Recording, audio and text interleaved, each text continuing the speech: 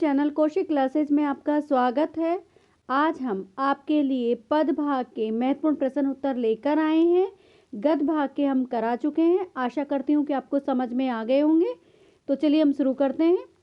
देखिए अध्याय 1 का हरिवंश राय बच्चन जी का जन्म कब और कहाँ पर हुआ था। तो इसका उत्तर आएगा 27 नवंबर 1907 को इलाहाबाद में। फिर है बच्चन जी को किस रचना पर साहित्य अकादमी पुरस्कार मिला। तो यहाँ पर आपका उत्तर आएगा दो चट्टानें। बच्चन जी के द्वारा रचित आत्म परिचय कविता किस काव्य संग्रह से संकलित है। तो इसमें आपका उत्तर आएगा निशा निमंत्रण से। आत्म परिचय कविता में कवि ने सुरा किसे कहा है। तो यहाँ उत्तर आएगा शराब को। मैं निज उर के उद्गार लिए फिरता हूँ। पंक्ति के आधार पर कवि अपने हृदयगत उद्गारों को क्यों लिए फिरता है। तो यहाँ पर उत्तर आएगा कि वह अपने हृदय के प्रेम को किसी अन्य को व्यक्त करना चाहता है। उन्मादों में भी अवसाद लिए फिरता हूँ। कवि किस कारण से अवसाद से ग्रस्त है। तो यहाँ उत्तर आएगा प्रियतम की विरह व्यथा को लेकर। मैं वह खंडर का भाग लिए फिरता हूँ। पंक्ति में कवि ने खंडर किसे बताया है। तो यहाँ आपका उत्तर आएगा अपने जीवन को खंडर बताया है। मैं प्रति पग से उस पृथ्वी को ठुकराता हूँ। पंक्ति में कवि किस पृथ्वी को ठुकराता है। तो यहाँ पर आएगा धन वैभव के संसार को। कवि बच्चन ने स्वयं को क्या बतलाया है। तो यहाँ उत्तर आएगा दुनिया का दीवाना। जिसको सुनकर जग झूमे झुके लहराए। पंक्ति में कवि के अनुसार संसार के लोग किसे सुनकर झूम जाते हैं। तो यहाँ प्रेम गीत सुनकर झूम जाते हैं। साथ ही दुनिया को नया संदेश देना, अच्छा संदेश देते हैं तो वो झूम जाते हैं। कवि बच्चन ने एक गीत में क्या अभिव्यक्त किया है। तो इसमें आएगा जीवन के अकेलेपन की कुंठा को अभिव्यक्त किया है। एक गीत दिन जल्दी जल्दी ढलता है। पथिक के मन में किस बात की आशंका है। तो यहाँ उत्तर आएगा मंजिल तक पहुँचने से पहले रात ना हो जाए। ये आशंका उसके मन में बनी रहती है। दिन जल्दी जल्दी ढलता है गीत से किस सत्य का उद्घाटन हुआ है। माँ की ममता के असीम शक्ति और वात्सल्य आदि का। भरता उर में विह्वलता, कवि के हृदय में कौन सी विह्वलता है। तो यहाँ आएगी वह दुनिया में अकेला है, ये विह्वलता है या व्याकुलता है। दिन जल्दी जल्दी ढलता है पंक्ति में कौन सा अलंकार है। तो यहाँ पर आएगा पुनरुक्ति प्रकाश अलंकार। इसके बाद है अध्याय 2 का आलोक धनवा जी का जन्म कब और कहाँ हुआ था। तो इसमें आपका उत्तर आएगा सन 1948 में मुंगेर बिहार में। आलोक धनवा की पहली कविता कौन सी है। जनता का आदमी। आलोक धनवा का पहला और एकमात्र काव्य संग्रह दुनिया रोज बनती है कब प्रकाशित हुआ था। सन 1998 में। पतंग कविता में कवि ने किसका वर्णन किया है। तो यहाँ आपका उत्तर आएगा कि बाल सुलभ इच्छाओं व उमंगों का। शरद आया पुलों को पार करते हुए पंक्ति में कौन सा अलंकार है। तो यहाँ उत्तर आएगा मानवीकरण अलंकार। इस कविता में छतों पर बेसुध दौड़ते हुए बच्चों का वेग कैसा है। डाल की तरह लचीला। कवि ने पतंगों को कैसा बताया है। तितलियों की तरह नाजुक बताया है। कवि ने पतंग कविता में सवेरे को किसके समान बताया है। खरगोश की आंखों के समान लाल बताया है। छतों से गिरने और बच जाने पर बच्चे हो जाते हैं। कैसे हो जाते हैं। निडर हो जाते हैं। पतंग कविता की कौन सी शैली है। तो यहाँ पर उत्तर आएगा आपका प्रतीकात्मक शैली है। अध्याय 3 कुंवर नारायण लंबे समय तक किस पत्रिका से जुड़े रहे। युग चेतना से। कुंवर नारायण जी का जन्म कब हुआ था। सन 1927 में। कुंवर नारायण द्वारा लिखित कविता के बहाने किस काव्य संग्रह से संकलित है। तो इसमें उत्तर आएगा इन दिनों में। कविता की उड़ान भला चिड़िया क्या जाने, कविता के बहाने कविता में कवि क्या कहना चाहते हैं। तो यहाँ पर उत्तर आएगा कि चिड़ियों की उड़ान कैसी है, प्राकृतिक है। कविता के पंख लगाकर कौन उड़ता है, भावुक कवि ने कविता के बहाने कविता में किसे उपमा दी है। तो यहाँ पर उत्तर आएगा आपका फूल बच्चे की कल्पना की उड़ान को दी है। कविता के बहाने में कविता में व्यक्त की गई है, क्या व्यक्त की गई है, कविता की संभावना को व्यक्त किया गया है। कविता के बिना मुरझाए महकने का अर्थ है देश काल से परे रहकर रसात्मकता बने रखना, यानी मतलब उसमें आगे तक बढ़ते चले जाना, क्योंकि जब कविता पसंद आई तो उसे और ज़्यादा पसंद करना।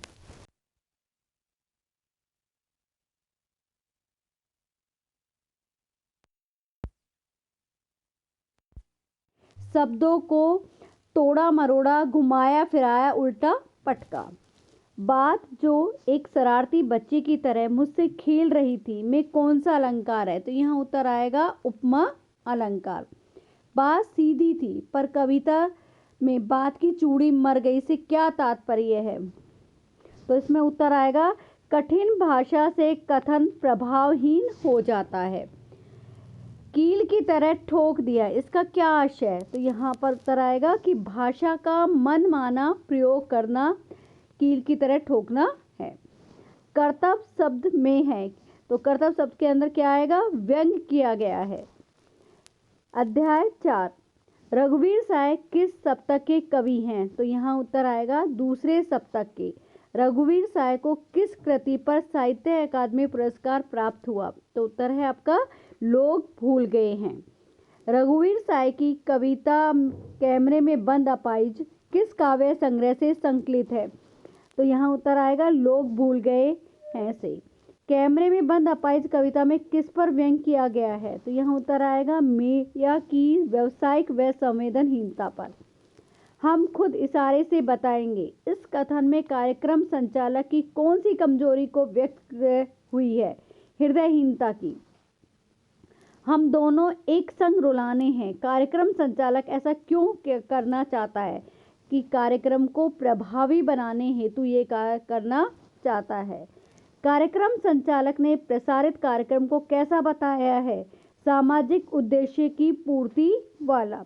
बस थोड़ी सी कसर रह गई, पंक्ति में किस कसर की ओर इशारा किया गया है। तो इसमें उत्तर आएगा रोने वाला दृश्य नहीं हो पाया इस कारण से। दूरदर्शन पर अपाहिज को पेश करने का उद्देश्य क्या है।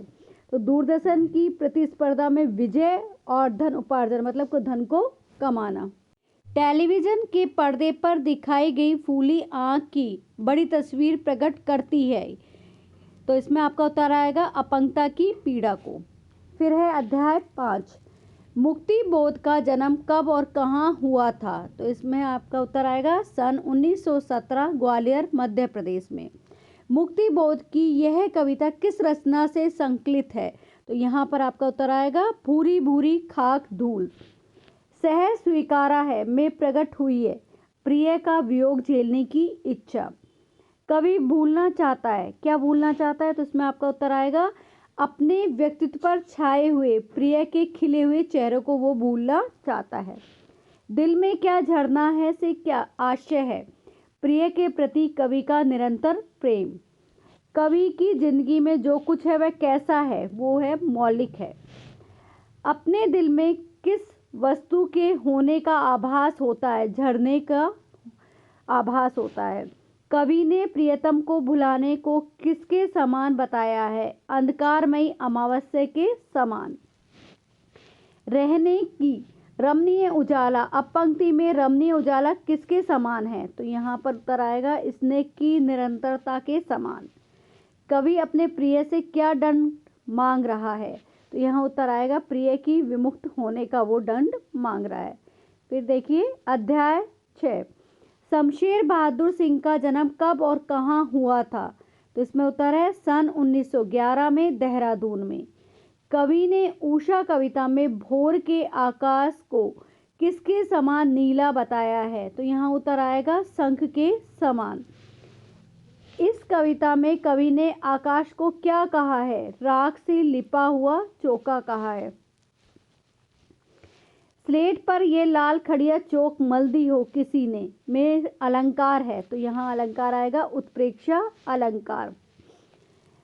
कविता में लाल केसर या लाल खड़िया चौक किसके प्रतीक हैं? उषा की लालिमा के प्रतीक हैं। नील जल में गौर झिलमिल देह, में नीला जल है, प्रातःकालीन नीला आकाश। इस कविता में नील जल उपमान का प्रयोग किस उपमेय के लिए किया गया है? तो भोरकालीन नीले आकाश के लिए किया गया है। उषा कविता क्या प्रेरणा देती है? आशावादी बने रहने की प्रेरणा देती है। इस कविता में काली सिल या स्लेट किसके प्रतीक है? तो इसमें उत्तर आएगा सूर्य उदय से अंधकार के प्रतीक हैं। उषा कविता में किसका वर्णन है? पल पल बदलती प्रकृति का वर्णन किया गया है, ये उत्तर है आपका। शमशेर बहादुर सिंह का निधन कब हुआ था? तो इसमें उत्तर आएगा 1993 में दिल्ली में। अध्याय 7 बादल राग कविता में कवि ने दुख की छाया की तुलना किससे की है? तो इसमें आपका उत्तर आएगा समुद्र के ऊपर बहने वाली हवा से। बादल राग कविता में विपल्लव के बादल की तरह कौन ताक रहे हैं? तो यहाँ उत्तर आएगा पृथ्वी के हृदय में छिपे हुए अंकुर देख रहे हैं। बादल राग कविता में कवि का क्या नाम है? तो इसमें उत्तर आएगा आपका सूर्यकांत त्रिपाठी निराला। प्रस्तुत कविता में कवि ने छोटे छोटे हिलते हुए पौधों की तुलना किससे की है? तो यहाँ उत्तर आएगा छोटे छोटे बच्चों से और कृषकों से। कविता में अधीर होकर कौन बादलों को बुला रहा है? तो यहाँ उत्तर आएगा कृषक। निराला द्वारा रचित बादल राग कविता में किसका आह्वान करती है? तो क्रांति का आह्वान करती है। ऐसे सुख पर दुख की छाया पंक्ति में दुख की छाया किसे कहा गया है? तो यहाँ उत्तर आएगा ग्रीष्म ऋतु को। अटालिका नहीं है रे आतंक भवन है, इस कथन से कवि का क्या आशय है? तो इसमें उत्तर आएगा आपका इस अटालिका में रहने वाले पूंजीपति वर्ग के लोगों को आतंक कहा है, क्योंकि वो शोषित कर रहे हैं किस छोटे कृषक को, इस वजह से ये बातें कही गई हैं। ऐसनी पास से स्थापित उन्नत सशक्त वीर पंक्ति में कवि निराला ने किसकी ओर संकेत किया है? उगते हुए छोटे छोटे पौधों के लिए संकेत किया है। हंसते हैं छोटे पौधे लघु भार में, छोटे पौधे प्रतीक हैं, तो यहाँ उत्तर आएगा दलित शोषित वर्ग के लिए। हृदय थाम लेता संसार पंक्ति के आधार पर संसार अपना हृदय क्यों थाम लेता है? तो यहाँ उत्तर आएगा बादलों की घोर गर्जना से वो हृदय थाम लेता है।